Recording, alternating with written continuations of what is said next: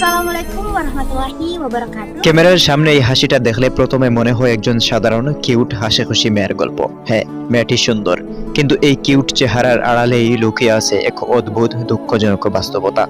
এই মেয়েটি কোনো মডেল নয়, কোনো অভিনয় শিল্পীও নয়। সে একজন কঠোর পরিশ্রমী শ্রমজীবী মানুষ।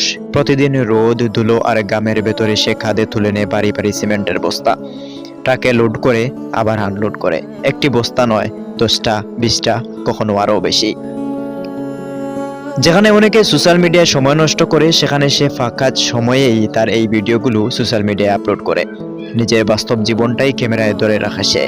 কোনো সাজানো গল্প নয়, কোনো নাটক নয়, এটা তার প্রতিদিনের জীবন। হাসির আড়ালে লুকানো ক্লান্ত শরীর, মুখে হাসি থাকলেও চোখের ভেতরে জমে থাকা না বলা কষ্ট। এখন প্রশ্ন হচ্ছে, এই মেয়েটি আসলে কে? মেয়েটির নাম হচ্ছে নূরহালিসা।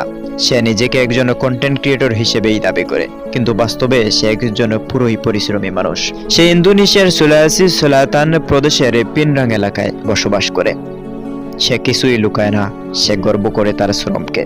এই গল্প আমাদের একটা প্রশ্ন ছুড়ে দেয়, আমরা কি মানুষকে শুধু চেহারা দেখাই বিচার করি, নাকি তার সংগ্রাম, তার পরিশ্রমকে সম্মান দিতে শিখেছি? এই মেয়েটি কোনো করুণা চায় না, সে স্বীকৃতি চায়, সে চায় সম্মান। কারণ এই হাসির পেছনে আছে একজন অসম্ভব শক্ত মনের মানুষ।